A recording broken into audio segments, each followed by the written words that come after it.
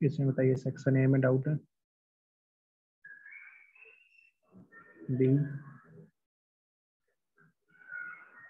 Section C, ABC में कोई doubt है? चैट में लिख देना कोई डाउट हो तो।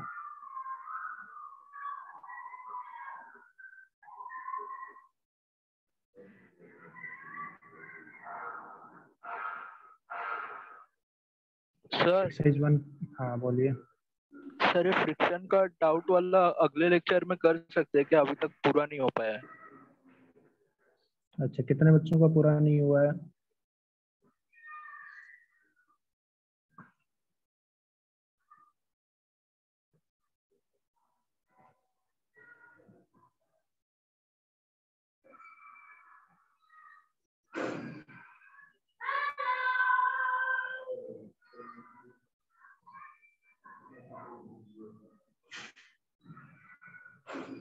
किसी ने नहीं पूरा किया क्या?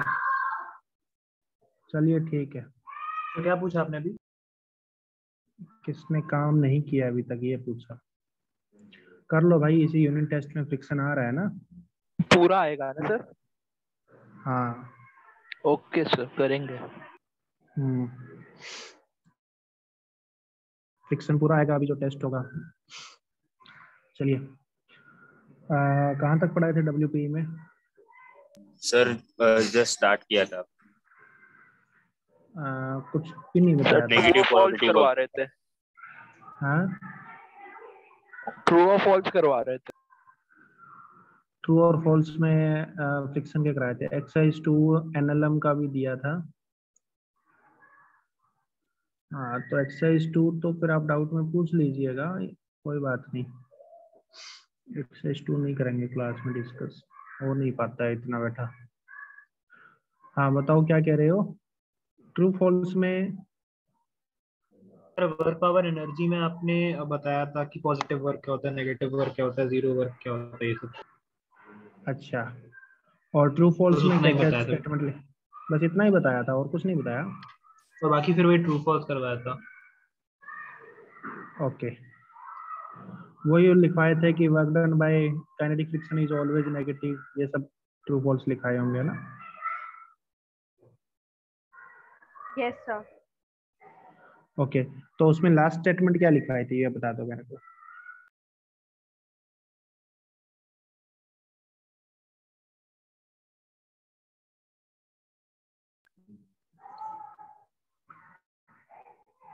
हाँ जी, लास्ट क्वेश्चन था statement. Sir, work done by static friction is always zero, इसका आंसर फॉल्स करवाया था आपने। Work done by static friction is always zero, इसका आंसर फॉल्स लिखाया था। ओके, अगला स्टेटमेंट लिखिए। वर्क डन बाय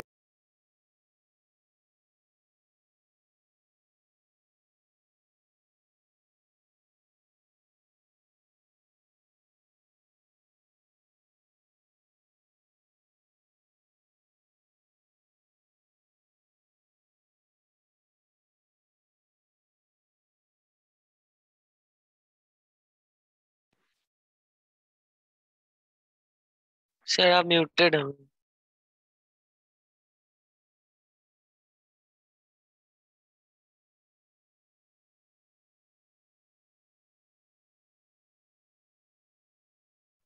फिर आपका माइक है फेलियर। हाँ जी, work done by kinetic friction on a system is always negative, statement true है या फॉल्स?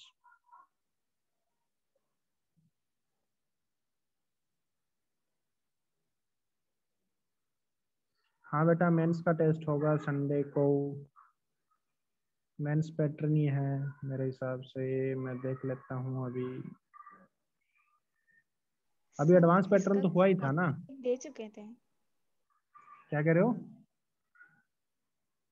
सर, ये क्वेश्चन आप दिए थे।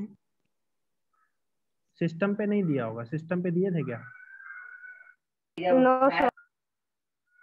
ना, सिस्टम का है। Okay sir.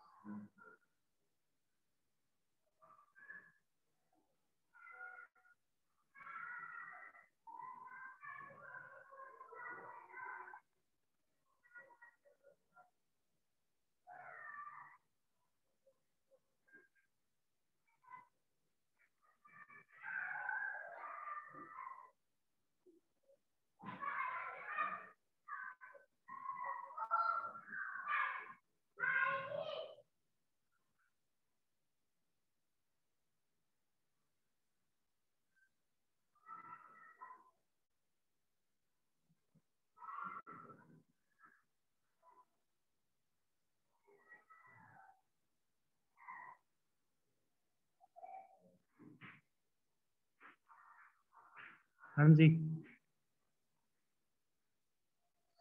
सिस्टम पे नेगेटिव होगा क्या बताओ?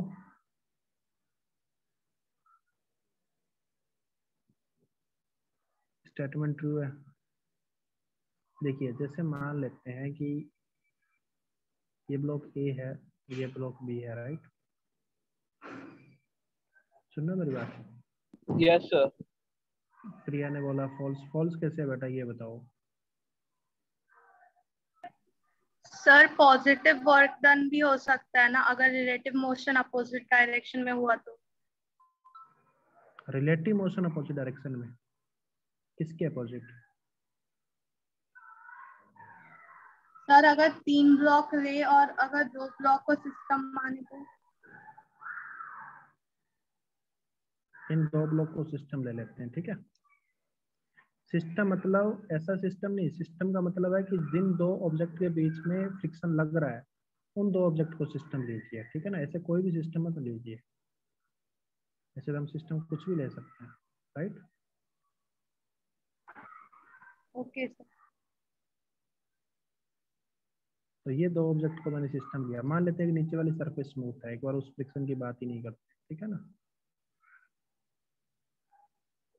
इनके बीच के फ्रिक्शन के बारे में बात करते हैं। तो इसकी स्पीड मान लेता हूँ 6 मीटर पर सेकेंड है, नीचे वाले की स्पीड 3 मीटर पर सेकेंड है इनिशियली। तो ऊपर वाले पे फ्रिक्शन कितना लगेगा ए ब्लॉक पे? लेफ्ट डायरेक्शन में, पीछे के डायरेक्शन में। और बी पे आगे के डायरेक्शन में। काइनेटिक लगेगा। हाँ इससे क्या होगा, एक की स्पीड कम होगी। हाँ सर। सर, और बी की एक की बढ़ेगी। बढ़ जाएगी। तो एक पे नेगेटिव वर्क, दूसरे पे पॉजिटिव। फाइनली फ्रिक्शन लगना कब बंद होगा? जब इक्वल हो जाएगा स्पीड। जब दोनों का स्पीड जब रिलेटिव मोशन 0 हो जाएगा। हाँ, स्पीड इक्वल हो गया। लेट अस सपोज वो स्पीड 4.5 है, मान लेते हैं। 3 का बढ़ गया, 6 का कम हो गया, है ना।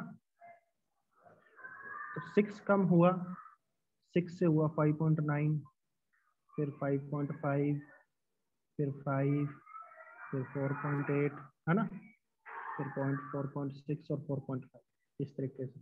3 का बढ़ा 3.2, 3.5, 3.9, 4, 4.3, इस तरीके से, फिर 4.5 आया ना।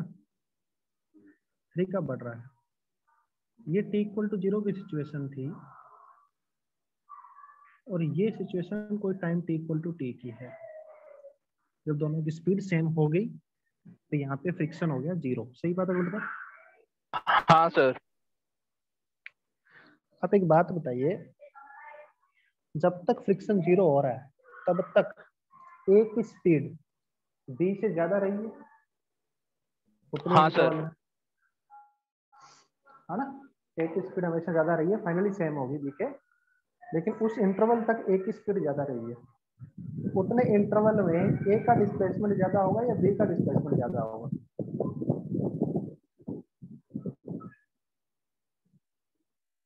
उतना सेम टाइम इंटरवल है, सेम टाइम इंटरवल में किसका डिस्प्लेसमेंट ज्यादा होगा?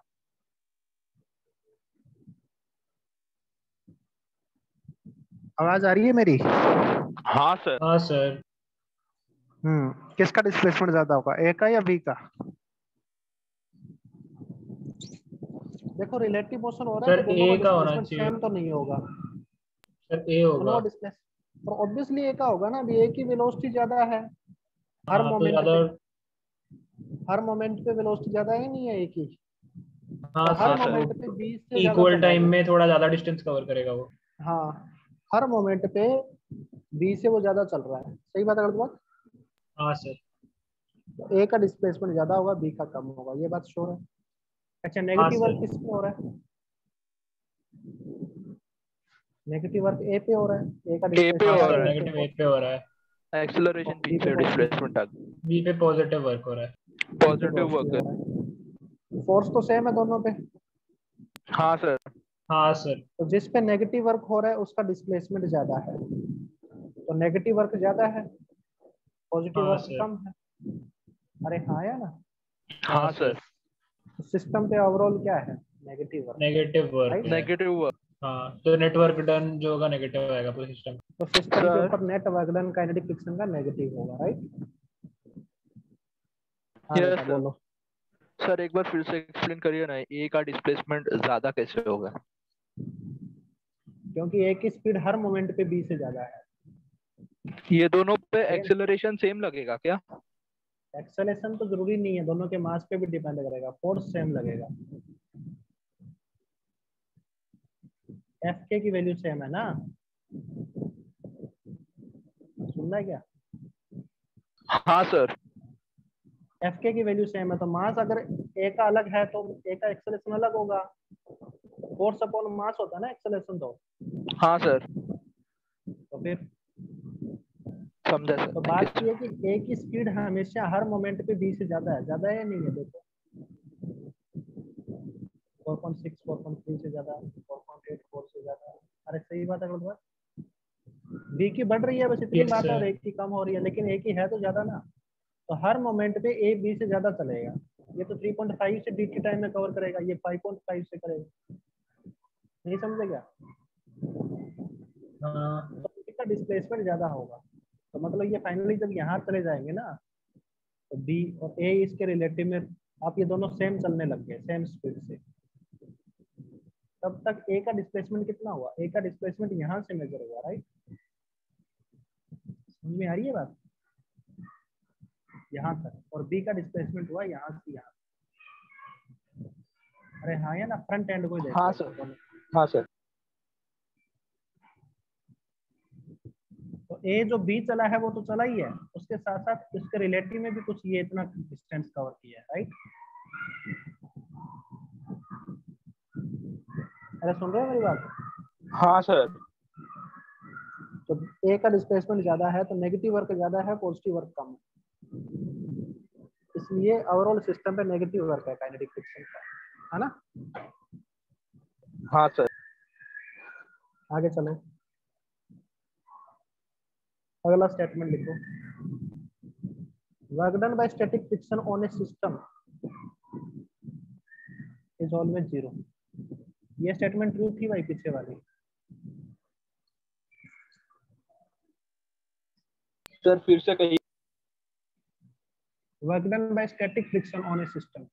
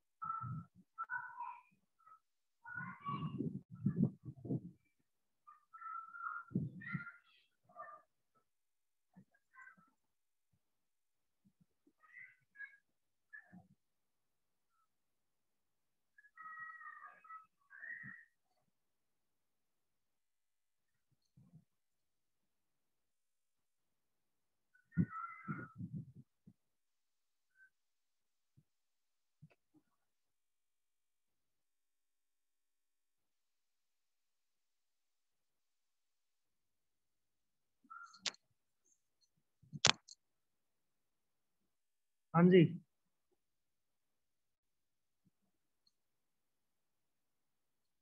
Work done by static friction. Static friction कब लगता है? जब रिलेटिव मोशन नहीं हुआ। नहीं समझे क्या? हाँ सर।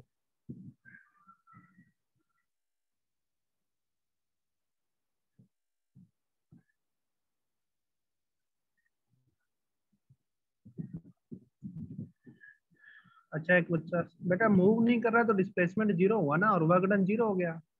तो यही तो है ना हाँ स्टेटमेंट कि सर। वर्क डन जीरो होगा। तो ये स्टेटमेंट तो फिर ट्रू हो गया ना उसके अकॉर्डिंग। हाँ सर, हम मोशन यही तो होगा ही प्रूव नहीं करना तो चाह रहे हैं ना। डिस्प्लेसमेंट जीरो हो गया, वर्क डन भी जीरो हो गया। और डिस्प्लेसमेंट जीरो हो गया तो वर्क डन जीरो हो गया, तो ये स्टेटमेंट ट्रू हो गया फिर। प्रिया समझ में आया? आप इस यस स्टेटमेंट सर। को फॉल्स कैसे बोल रहे हो फिर? वैसे ये जो आप बोल रहे हो वो सिस्टम के लिए मैं बोल रहा हूँ। सिस्टम तो मूव कर सकता है ना भाई। दो ब्लॉक प्रॉब्लम में हमने देखा है ना कि कुछ फोर्स लगाते हैं, और अगर एफ रिक्वायर्ड फ्रिक्शन अगर मैक्सिमम फ्रिक्शन से कम है, ये दोनों ब्लॉक साथ साथ चलते हैं। ऐसा होता है ना? Yes sir. ये दोनों ब्लॉक साथ साथ चलते हैं, और उस टाइम पे इनके बीच में जो फ्रिक्शन भी लगता है वो कौन सा लगता है? काइनेट और स्टैटिक फ्रिक्शन लगता है। एक पे पीछे लगता है यहाँ पे, और इस पे आगे लगता है। इस स्टैटिक फ्रिक्शन की वैल्यू तो चेक करते हैं हम कि ये वैल्यू एफ मैक्स से कम है या ज्यादा। अगर मैं कम है तो ठीक है, इतना लग जाएगा। ज्यादा है, रिक्वायर्ड वैल्यू ज्यादा है, तो इसका मतलब ये काइनेटिक लगेगा, राइट? तो साथ साथ चलते हैं तो स्टैटिक ही लगता है। अरे हाँ, है ना? तो दोनों का सेम डिस्प्लेसमेंट हुआ ना सेम टाइम में, क्योंकि दोनों का स्पीड हमेशा सेम रहा। सुन रहे हो क्या मेरी बात? तो एक पे जितना नेगेटिव वर्क हुआ उतना दूसरे पे पॉजिटिव वर्क हुआ। सही बात है मतलब? Negative work and positive work same हुआ। Negative work minus W, positive work plus W, तो नेट वर्क जीरो।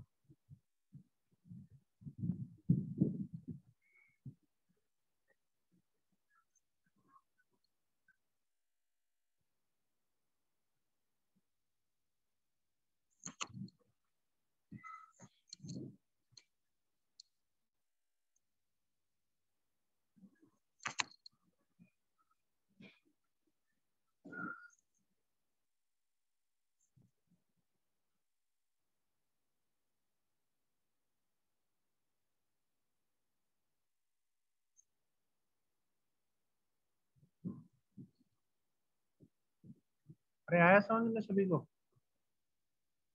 यस। हाँ सर। आगे चलो। हाँ सर। तो ये हो गया स्टेटमेंट। ये स्टेटमेंट ट्रू होगी बेटा, जो पीछे भी बताई थी। आगे चलता हूँ। Next is work calculation bye a constant force.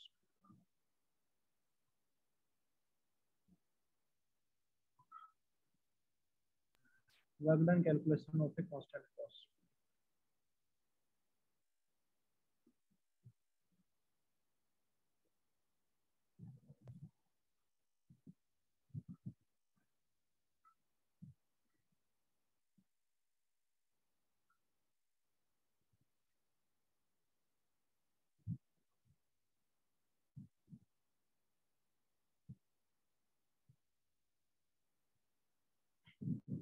जैसे अपन कोई भी ऑब्जेक्ट पे कांस्टेंट फोर्स लग रहा है, एफ वेक्टर कांस्टेंट है,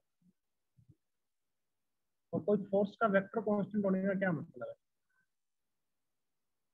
तो उसका मैग्नीट्यूड और डायरेक्शन दोनों कांस्टेंट है, राइट? हाँ सर। ठीक है ना? दोनों कांस्टेंट है। तो अगर आप कोई छोटे से डिस्प्लेसमेंट पे किसी का वर्क लिख रहे हो, एफ डॉट डी एस लिखता है, राइट? और ऐसे छोटे छोटे डिस्प्लेसमेंट का वर्क को जोड़ किया आपने तो नेट वर्क आएगा। अरे हाँ, है ना? हाँ सर। तो वो आएगा हमारे पास एफ डॉट डी एस का, जिसमें एफ वेक्टर कांस्टेंट है उसको बाहर ले लिया, डॉट ds वेक्टर। अब कोई ऑब्जेक्ट ऐसे गया है, सुन मेरी बात, इसके सभी ds वेक्टर को जोड़ कर रहे हैं, वेक्टर एडिशन कर रहे हैं। अरे हाँ है ना?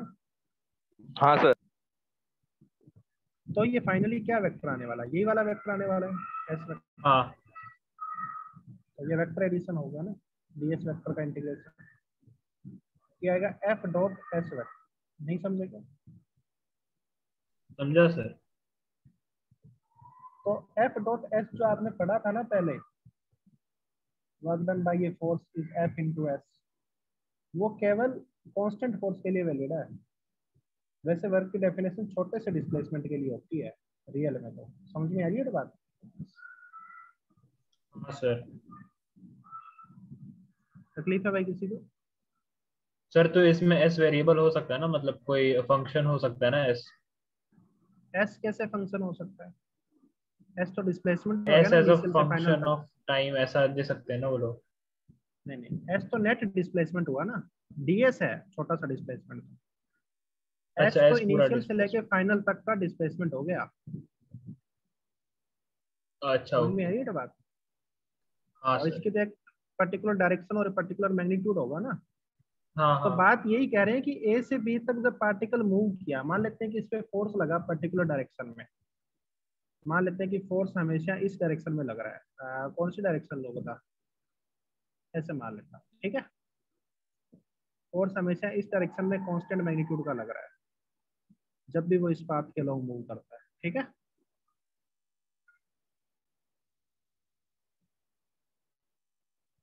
कोई भी कांस्टेंट फोर्स मान लिया। सुन रहा है क्या बेटा मेरी बात? हाँ हाँ सर। तो हर जगह पे डीएस हो रहा है, छोटा छोटा डिस्प्लेसमेंट भी हो रहा है। यहाँ पे ये डीएस, ये फोर्स, यहाँ पे ये डीएस, ये फोर्स, ये डीएस है ना, ये फोर्स।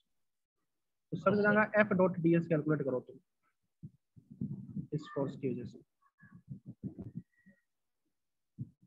ये डीएस, ये डीएस, ये फोर्स, हाँ सर समझा। फिर है उसको ना। इंटीग्रेट तो कर देंगे तो सबका total F work dot done आ डीएस गया। करके टोटल जोड़ करोगे ना, उससे बढ़िया ये कह रहा है कि आप एफ डॉट सीधा डिस्प्लेसमेंट कर लो कि आपका डिस्प्लेसमेंट ये है ना। इस डिस्प्लेसमेंट को दोबारा हाँ बना देता हूँ मैं, ये आपका एस वेक्टर है, सही बात है गलत बात? और ये आपका एफ वेक्टर है इस डायरेक्शन में। तो आप ये S vector dot F vector कर लो, यही इस पाथ के अलोंग छोटे छोटे एफ डॉट एस का इंटीग्रेशन है।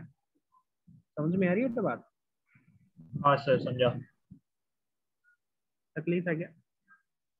तो एक्चुअली हम क्या नहीं कहना सर। चाह रहे हैं, हम कहना चाह रहे हैं कि F cos theta into S, ऐसा बोल सकते हैं इसको, या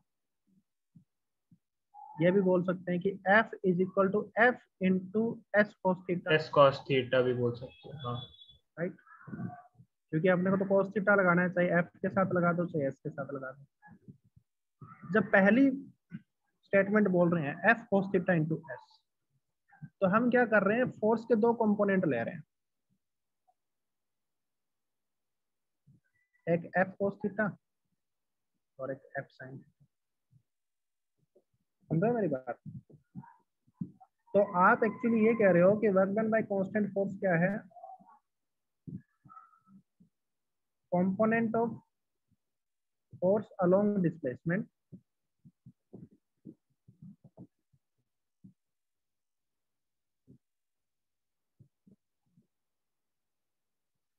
इनटू डिस्प्लेसमेंट। समझ में आ रही है तो बात? और दूसरी केस में आप क्या कह रहे हो कि आपका फोर्स इधर है, डिस्प्लेसमेंट इधर है, तो एस के component of component, displacement long force. हाँ एस के डिस्प्लेसमेंट ले रहे हो, एस का कंपोनेंट ले रहे हो, एस के दो कंपोनेंट ले लिए, एक ये और एक ये। समझ में आ रही है तो बात? तो ये कंपोनेंट हो गया एस कोस थीटा और ये हो गया एस साइन थीटा। तो फोर्स के अलोंग तो ये force into component of displacement along force. अरे हाँ या ना? हाँ सर। तो अपन वर्क ऐसे कैलकुलेट कर सकते हैं कांस्टेंट फोर्स का कि फोर्स पूरा ले लो और डिस्प्लेसमेंट का केवल वो कंपोनेंट ले लो जो फोर्स के अलोंग है। सही बात है गलत? फोर्स पूरा और इस डिस्प्लेसमेंट का केवल वो कंपोनेंट जो फोर्स के अलोंग है। अरे हाँ या ना? हाँ सर। समझ में आ रही है बात? या फिर आप ऐसे कह सकते हो कि डिस्प्लेसमेंट पूरा ले लो और फोर्स का केवल वो कंपोनेंट ले लो जो डिस्प्लेसमेंट के अलोंग है। और सीधे सीधी बात है यार, तुमको भी दिख रही है कि एफ साइन थीटा का वर्क तो जीरो ही होगा ना, डिस्प्लेसमेंट के परपेंडिकुलर है ये। सही बात है गलत बात? हाँ सर। तो जो अलोंग वाला फोर्स है वही तो वर्क कर रहा है। इस फॉर्मूले यहाँ से देखें तो ये फॉर्मूला यही तो बात कह रहा है कि डिस्प्लेसमेंट के अलोंग वाला फोर्स ही वर्क कर रहा है। सही बात है गलत बात? हाँ सर।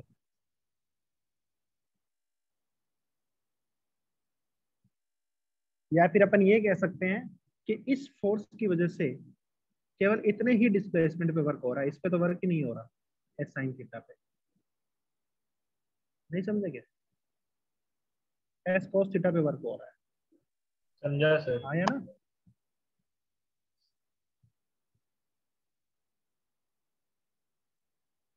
काफी भाई सभी ने? सर पिछले तीन है।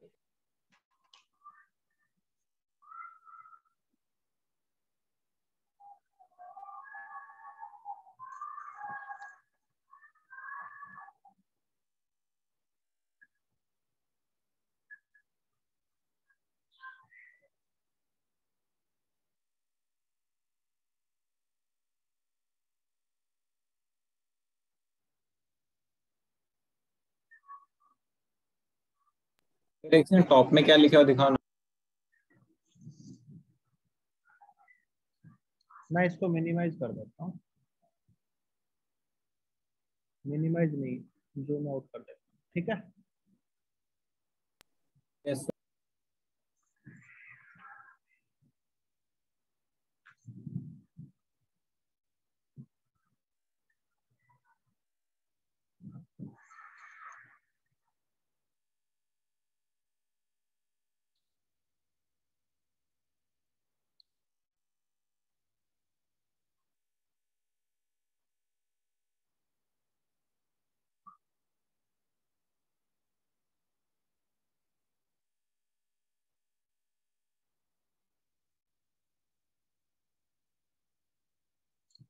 होने के बाद डन बोलना, ठीक है?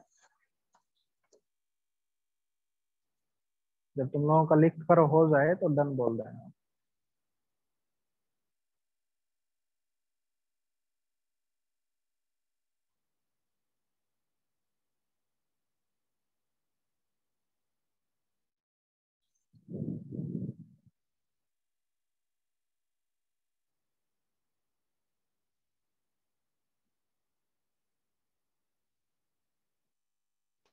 हो गया सर। हो गया? चलिए आगे चलते हैं। एक बात बताओ, इस तरह के कांस्टेंट फोर्स जिसका मैग्नीट्यूड भी कांस्टेंट है, डायरेक्शन भी कांस्टेंट है, इसका सबसे बेस्ट एग्जांपल कौन है? Sir free fall. ग्रेविटी ना? हाँ सर। ग्रेविटी का फोर्स mg, डायरेक्शन भी फिक्स और मैग्नीट्यूड भी फिक्स। सही बात है गलत बात? Yes sir. तो वर्क डन बाय ग्रेविटी की बात करें अगर हम,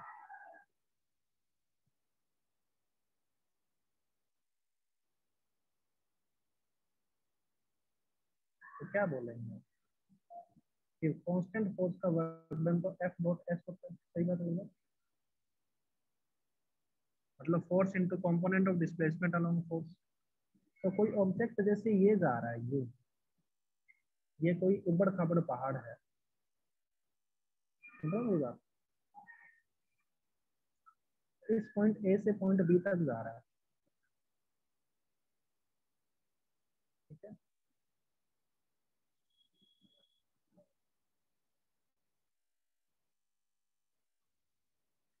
तो इसमें देखिए, आप हर जगह पे देखिए कि तो छोटा सा ds होगा, वहां पे mg ऐसे लगेगा, ds ऐसे होगा। ds इधर होगा, mg इधर होगा, सही बात है बोल। तो f डॉट ds करोगे तो ds का वही कंपोनेंट लोगे ना जो mg के अलोंग है। यस हाँ या सर। ना? हाँ सर। या फिर आप ये भी कह सकते हो उसका नेट डिस्प्लेसमेंट ये हुआ या नहीं हुआ? हाँ सर। ए से बी तक। और नेट डिस्प्लेसमेंट का कंपोनेंट अलोंग द फोर्स लिया जाता है। अलोंग द फोर्स mg इधर है। mg के अलावा सही बात है बोल रहा हर जगह पे। तो इस डिस्प्लेसमेंट के दो कंपोनेंट ले लो आप। एक कंपोनेंट तो आपका वर्टिकल आ जाएगा, एस साइन थीटा। ठीक है, और एक कंपोनेंट आपका हॉरिजॉन्टल आ जाएगा। समझ में आ रही है तो बात? Yes sir. इसको मैं हाइट h बोल देता हूँ और इसको आप हॉरिजॉन्टल लेंथ l बोल देते हैं, ठीक है। तो वर्क डन बाय ग्रेविटी अगर आप लिखोगे तो बेसिकली मैं यही कर रहा हूँ कि f डॉट, एक मिनट, कि हम जो है f डॉट ds का इंटीग्रेशन कर रहे हैं।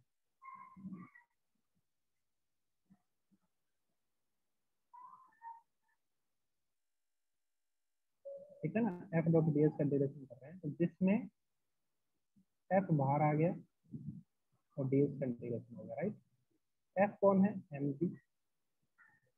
या फिर एक काम और कर दो, इसको ऐसे लिख दो कि f डॉट s, है ना, तो ये आ गया एफ एस फोर्स थीटा।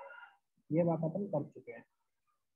अब फोर्स हो गया ग्रेविटी, तो एम जी और एस फोर्स थीटा की जगह आएगा एच। समझ में आ रही है तो बात? आएगा नहीं आएगा? हाँ सर। अगर ग्रेविटी वर्क फोर्स है तो आपको केवल और केवल हाइट के साथ ग्रेविटी के वर्क को कैलकुलेट करना है। हॉरिजॉन्टल में कितना चल रहा है इससे कोई मतलब ही नहीं है ग्रेविटी के वर्क कैलकुलेशन के लिए। सही बात है गलत बात? हाँ सर, सही हाइट बात है। कितनी कवर किया? Yes sir.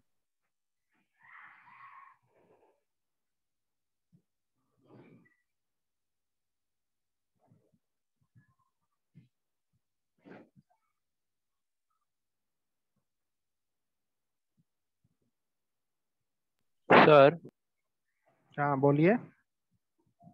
H cos theta ही एच है ना? हाँ, एस कोस थीटा ही एच है। Okay sir. देखिए ये mg है, ये s है और यही थीटा है mg और s के बीच में। नहीं समझे क्या? समझा सर। समझा सर, गंगाधर एमजी ही फोर्स है। शक्तिमान है भाई। हाँ, f mg है और s cos थीटा h है। ताकलीफ?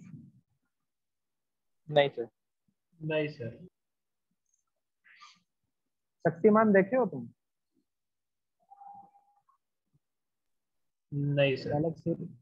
पहले एक मतलब हम जब छोटे होते थे तब हम बचपन में, आजकल तो बहुत सारे सीरियल आ गए हैं, पहले बचपन में बस एक शक्तिमान आता था जो हमारा फेवरेट सीरियल हुआ करता था सभी बच्चों का, उस टाइम के सभी बच्चों का। No sir. कभी देखना तुम YouTube पे शक्तिमान, अभी भी आता देखा है। है मुकेश खन्ना, नाम तो सुना है सर। हाँ। उस टाइम पे क्या था ना, एक ही चैनल चलता था, एंटीना होता था,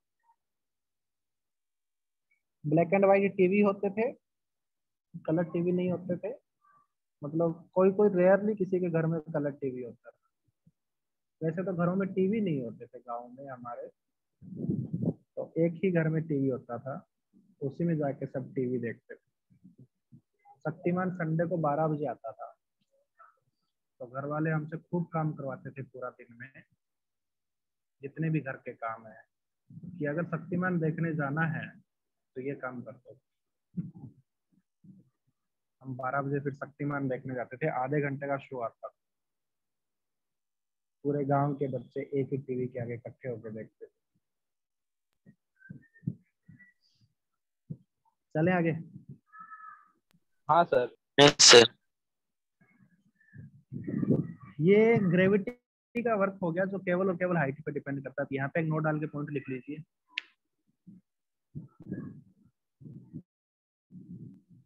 वर्क डन बाय ग्रेविटी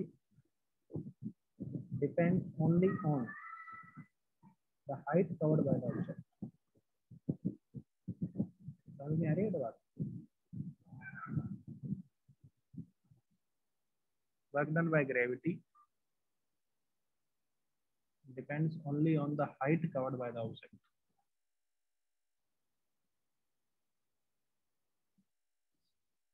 आगे चलो। हाँ सर। एक सेकंड। हाँ sir.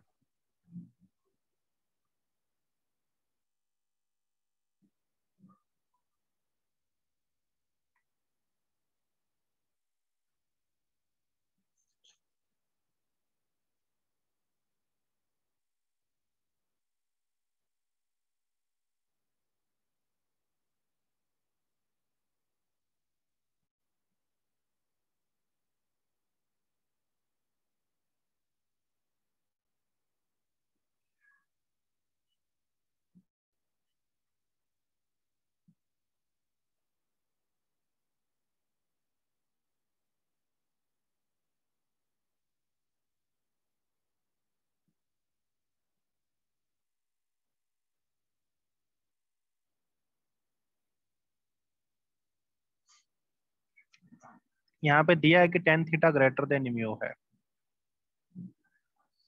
Find work done on block from A to B। Work done on block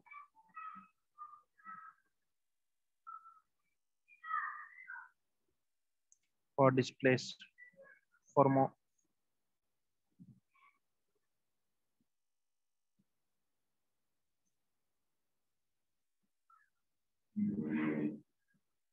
on block when it moves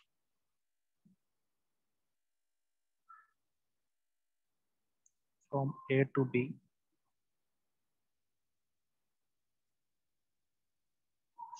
by force due to gravity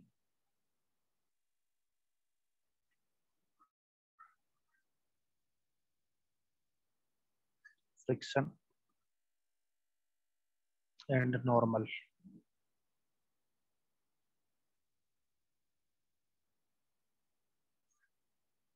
करो भाई।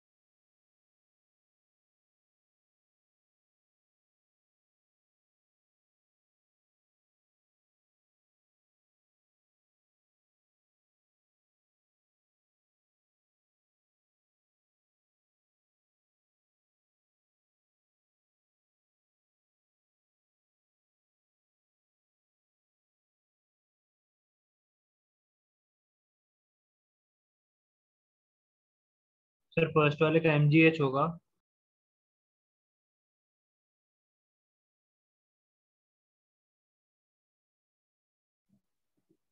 ठीक है। सेकंड वाले का minus mu M G cos theta into H into H. हाँ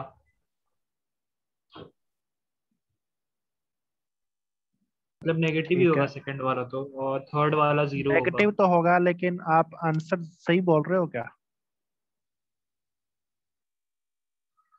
minus mu M G cos theta into H, basic definition से जाओ। ठीक है, ऊपर वाले का M G H, work done by gravity just depends on height, और third work वाला डन बाय जीरो। नॉर्मल। हाँ, इसका बताओ, बेसिक डेफिनेशन से जाओ वर्क की, D W is equal to F dot D S से, और देखो कि आप क्या कर रहे हो। 1 मिनट का टाइम दे रहे हैं, ठीक है? सो सेकंड वाले का minus mu M G cos theta into square root of H square plus H square आया।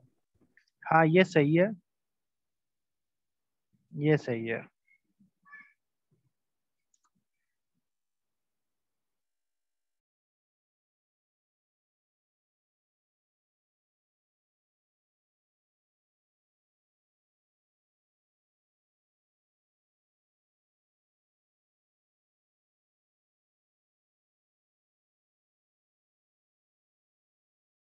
आंसर क्या था सेकंड वन का?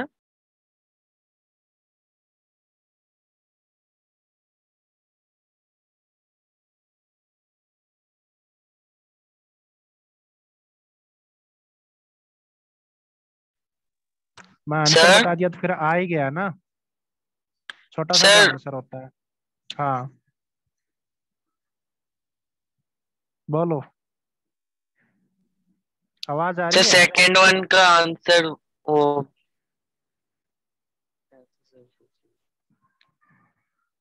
सेकंड वन का answer M G sine theta minus mu cos theta into root over H square plus L square.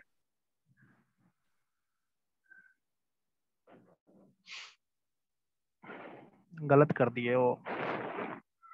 तो second वाला एक बार दिखा सकते हैं क्या? चलो मैं करता हूँ।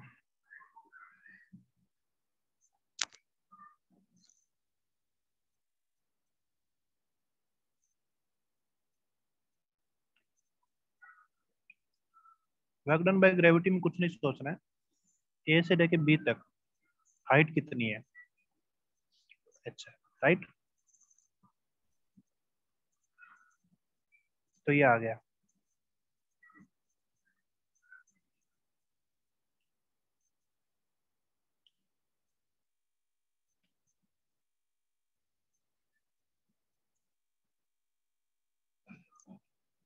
नॉर्मल का वर्क डन 0 हो गया, क्यों? क्योंकि नॉर्मल परपेंडिकुलर है डीएस के। सही बात है, बात। तो D W is equal to N dot D S किया, तो ये वैल्यू 0 आ गई ना, तो हर डी डब्ल्यू की वैल्यू 0 है, तो सभी 0 0 का जोड़ क्या होगा? 0 ही होगा। समझ में आ रही है बात? फ्रिक्शन की बात करते हैं। फ्रिक्शन हो गया इधर, फ्रिक्शन की वैल्यू कितनी है ये बताओ? Mu M G cos theta. Mu M G cos theta. Displacement कितना? Root DS, work done negative. Yes work done negative क्यों? क्योंकि फोर्स ये एफ डॉट डीएस करोगे तो cos 180 हो गया ना इनके बीच का एंगल। यस आया ना? Yes sir. cos 180 की जगह आगे माइनस आ जाएगा। ये छोटा सा डी डब्ल्यू है, छोटे से डिस्प्लेसमेंट के लिए। और ये cos थीटा वो वाला cos थीटा नहीं है जो एफ डॉट डीएस से आता है। ये cos थीटा तो फोर्स की वैल्यू है। समझ में आ रही है बात? ये तो एफ है। हाँ सर। आया ना? तो वो cos थीटा तो ये माइनस साइन में आ गया। अब डी डब्ल्यू क्या होगा?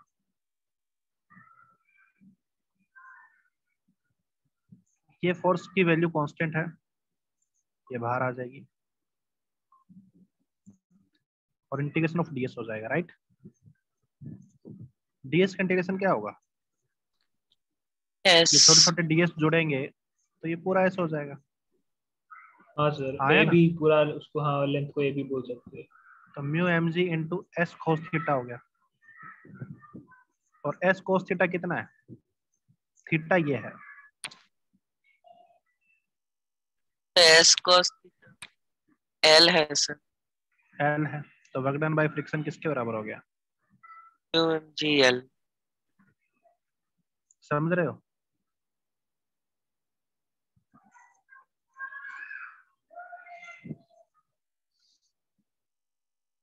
तो यहाँ पे लिख सकते हैं हम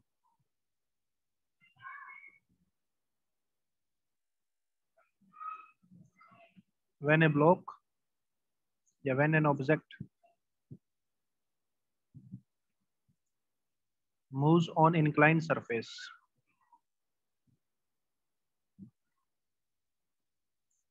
an inclined surface,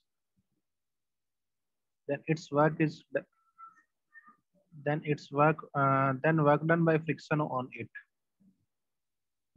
work done by friction on it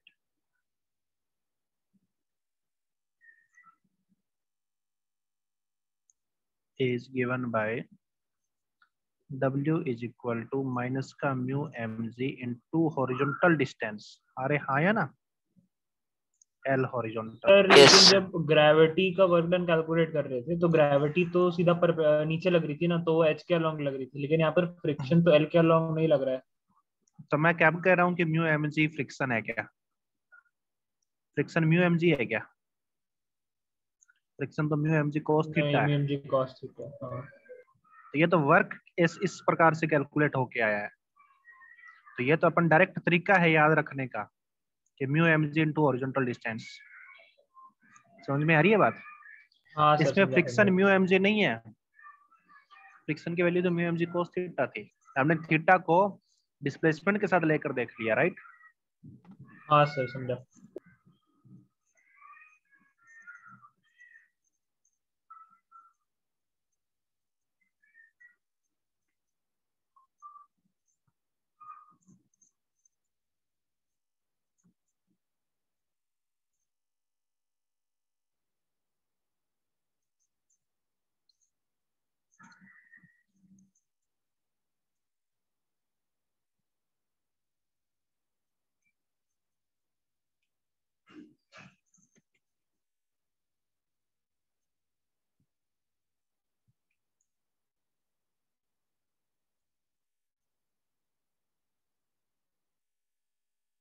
आगे चलें।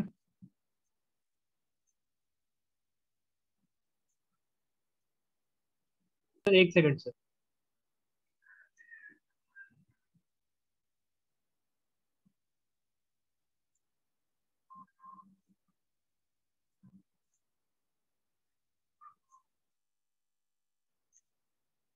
हाँ सर, हो गया।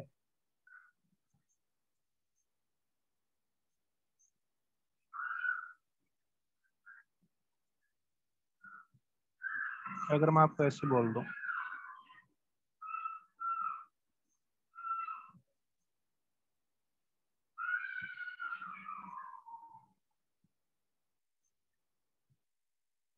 ये एक इंक्लाइन है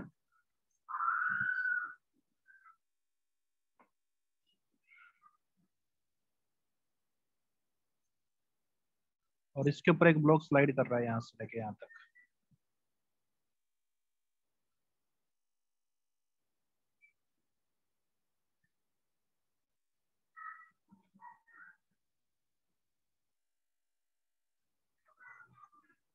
work done by friction, work done by gravity and work done by normal क्या होगा? इसमें थीटा वेरिएबल है, मतलब इंक्लाइन का थीटा जो है वो अलग अलग है। आया ना? हाँ सर।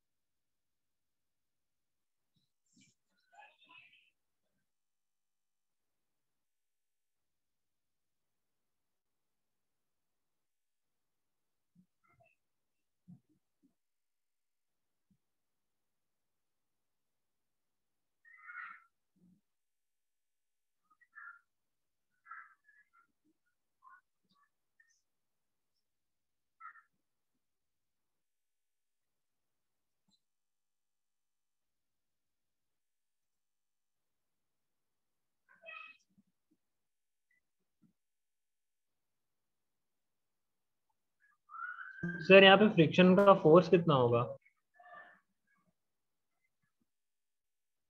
आई डोंट नो बेटा, वही mu M G cos theta होगा।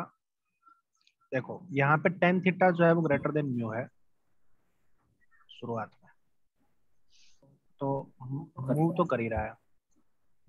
बच्चों ने ग्रेविटी का बोला है mgh और नॉर्मल का 0 बोला है, ठीक है। तो यहाँ पे देखिए फ्रिक्शन का वर्क कैलकुलेट करने के लिए तुम्हें ज्यादा दिक्कत लेने की जरूरत क्या है? तुम्हें अभी अभी सारी बात बता दी ना मैंने।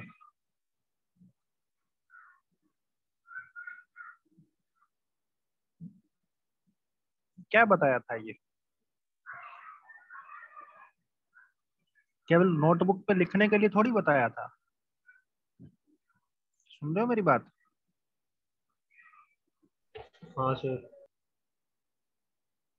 भाई क्वेश्चन करवा रहे हैं तो इसका मतलब ये नहीं है कि हम कुछ सिखा नहीं रहे हैं। क्वेश्चन के अंदर बहुत कुछ सिखाते हैं, क्लास में जो क्वेश्चन करवाते हैं ना उसमें कुछ सिखाने के लिए करवा रहे हैं, और ये उससे कंसेप्ट निकल के आया, ये सिखाना चाह रहे थे इसलिए पहले क्वेश्चन दिया, राइट। तो work done by friction, friction चाहे कितना भी लग रहा हो, अगर ये यहाँ से यहाँ मूव कर रहा है, इसने बोल दिया है it moves from A to B, तो बस ए और बी की हॉरिजॉन्टल डिस्टेंस देखिए, और वर्क डन बाय फ्रिक्शन कितना लग रहा है मुझे नहीं पता है। वहां पे फ्रिक्शन तो लग रहा था mu M G cos theta, लेकिन फिर भी वर्क डन ये आ रहा था ना mu M G into L horizontal. सही बात है गलत बात? ग्रेविटी का एम जी एच और नॉर्मल का 0। नहीं समझे क्या? समझा सर।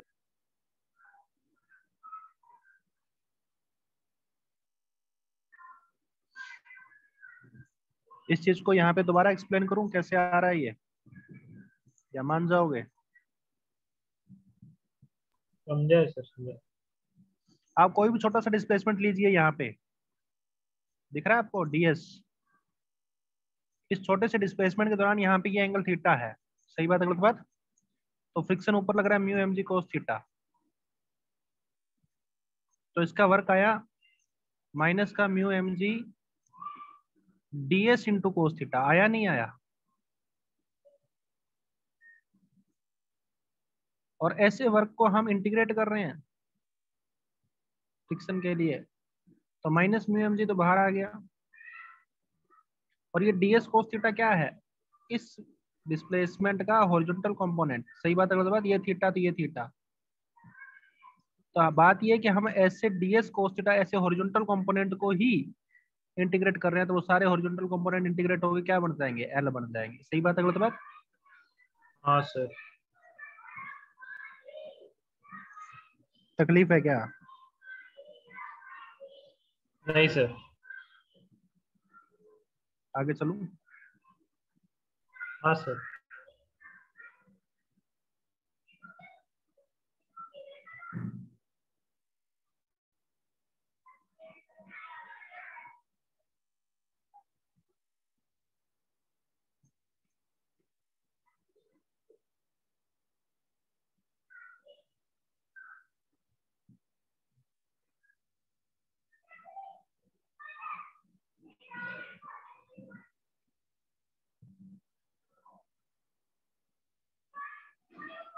आगे चलते हैं भाई।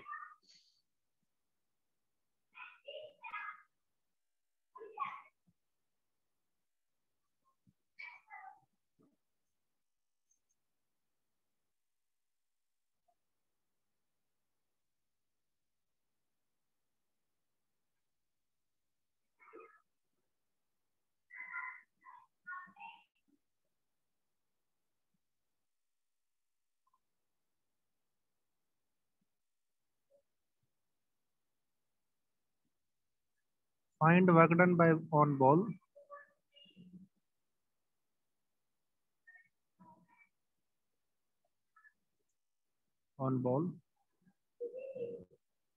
from initial position to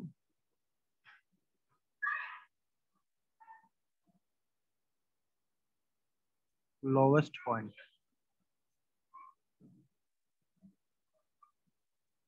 by the force gravity by tension.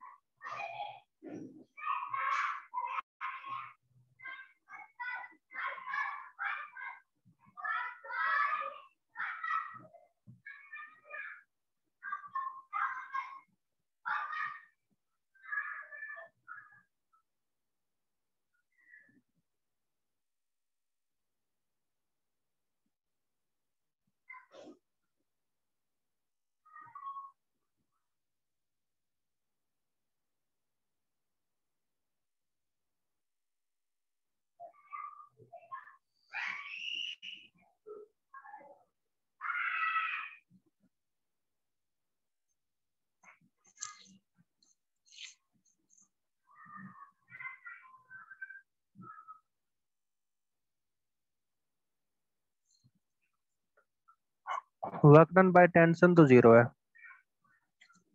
बच्चे ने बोल दिया है।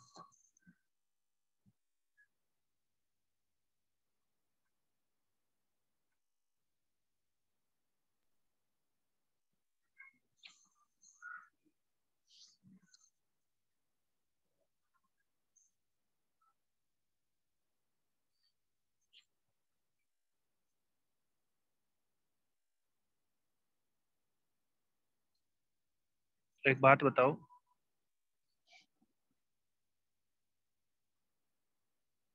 ये ब्लॉक यहाँ से यहाँ आएगा ना? Yes sir. सर उसके हाइट में कुछ चेंज आएगा एच। तो हाइट में कितना चेंज आया वही तो देखना है अपने को।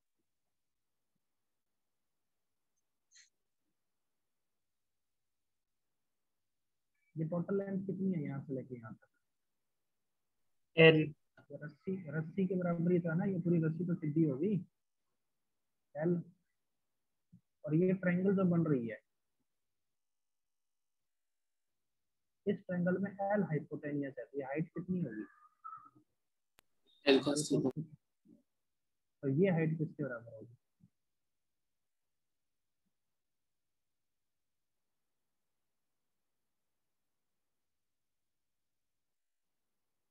h is equal to L minus L cos theta. अरे हाँ है ना,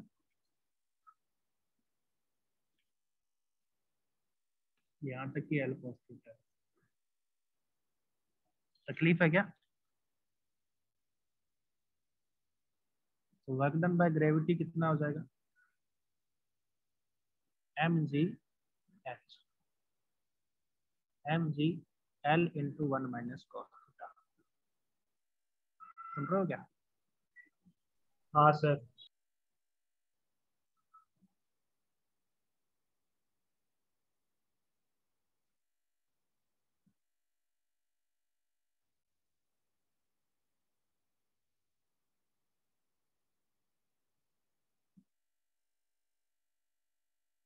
तकलीफ है क्या? यस।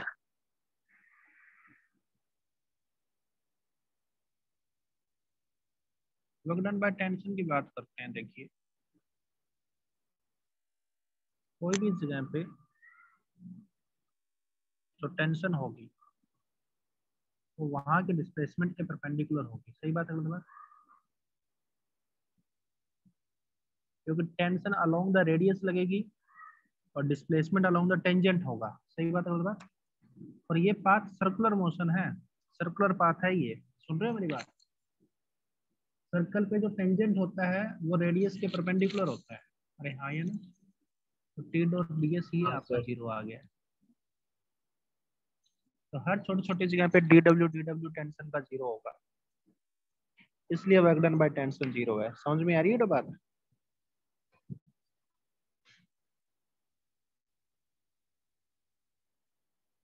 तकलीफ है क्या किसी को?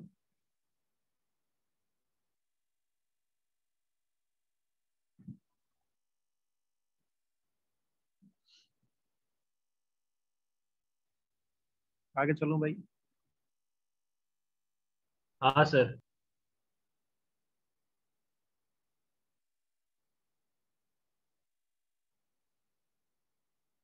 1 सेकंड होल्ड रखना।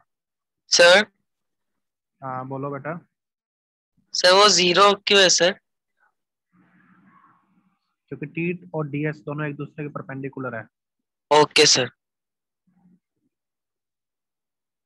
ठीक है ना, इसलिए 0 है। एक क्वेश्चन और दे देता हूँ मैं आपको।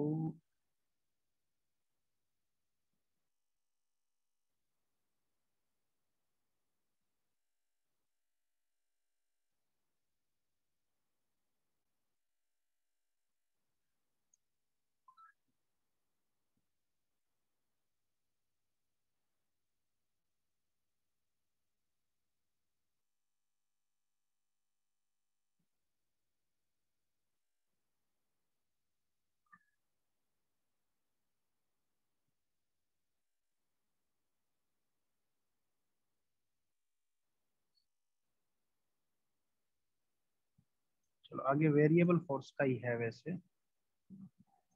Work done by variable force, constant का तो हो ही गया अभी, है ना?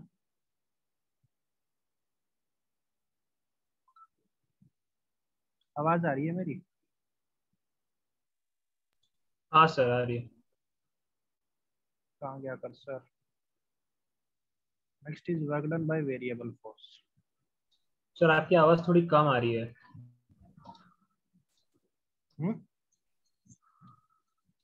थोड़ी कम आ रही है अभी आ सर रही आपकी है? आवाज थोड़ी। अभी? हाँ अभी ठीक है। ठीक है। ये एक ब्लॉक है which was moving towards right, ठीक है ना? और ये x इक्वल टू 0 है and t equal to 0।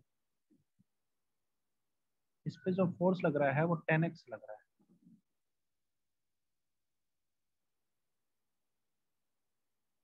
Find work done by force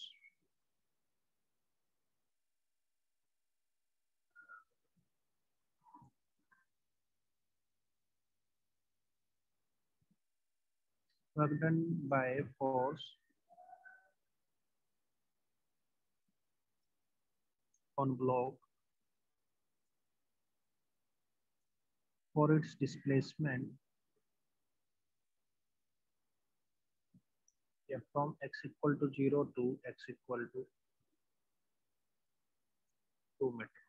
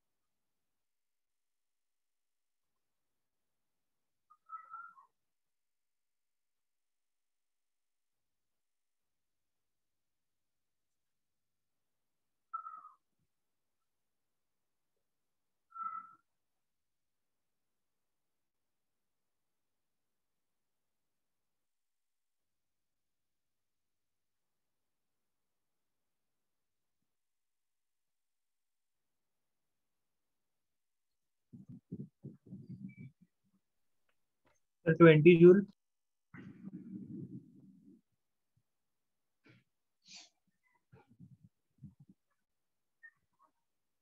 देखिए जो वर्क डन बाय फोर्स होता है वो छोटे से डिस्प्लेसमेंट के लिए डिफाइन होता है ना, dx के लिए। तो ये फोर्स शुरू में 0 था, x की वैल्यू 0 है तो फोर्स 0, लेकिन जैसे जैसे x बढ़ रहा है फोर्स बढ़ रहा है। तो यहाँ से आप कोई भी x दूरी पे गए तो इस पे फोर्स लग रहा है 10x और डिस्प्लेसमेंट हो रहा है dx। नहीं समझे क्या? तो dw किसके बराबर आया? f dot dx, 10x dx। सुन रहा है मेरी बात? इस छोटे से इस dx डिस्प्लेसमेंट के दौरान वर्क है इसका, इतने से डिस्प्लेसमेंट के दौरान। लेकिन पूरे ये के वर्क इंटीग्रेट कर x देंगे। डिस्प्लेसमेंट शुरू से लेके आगे तक हो रहे हैं, तो x का वेरिएबल है तो इसको इंटीग्रेट करना पड़ेगा। ऐसे छोटे छोटे dw का सबका जोड़ कर दो तो 10x dx 0 से लेके 2 तक, तो 5x स्क्वायर 4 माइनस 0 1। समझ में आ रही है तो बात?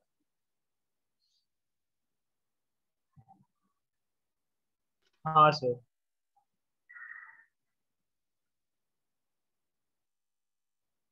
ठीक है ना? देखो अपन हर वर्क को छोटे से डिस्प्लेसमेंट के लिए डिफाइन करते हैं। आप डायरेक्ट मत किया करो force into displacement. Force into displacement अपन ने कांस्टेंट फोर्स के लिए ड्राइव किया है, देखिए किया है ना, ये देखिए। लेकिन चालू यहीं से किए थे, सही बात है गलत बात? फोर्स डॉट डिस्प्लेसमेंट ये कांस्टेंट फोर्स के लिए है बस, ये भी क्योंकि इसमें फोर्स को अपन बाहर ले लिए इंटीग्रेशन से। अब फोर्स वेरिएबल होगा तो इंटीग्रेशन से बाहर थोड़ी ना आ जाएगा। अरे हाँ है ना? हाँ सर, इसको इंटीग्रेट करना पड़ेगा। हाँ इंटीग्रेट करना पड़ेगा। तो यहाँ पे अपन को फोर्स को देखो अंदर इंटीग्रेट करना पड़ा अपने को। 10x को अंदर इंटीग्रेट किया तो कांस्टेंट वैल्यू थी उसको बाहर ले लिया, लेकिन ये x तो फोर्स का ही था ना, ये अंदर आया ना इंटीग्रेशन में साथ। समझ में आई तो बात? तकलीफ है किसी को?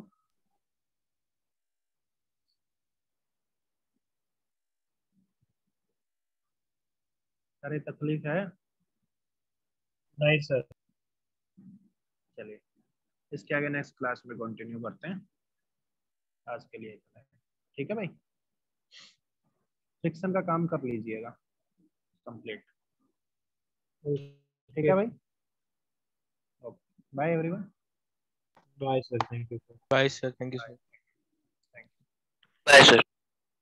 Bye, thank you.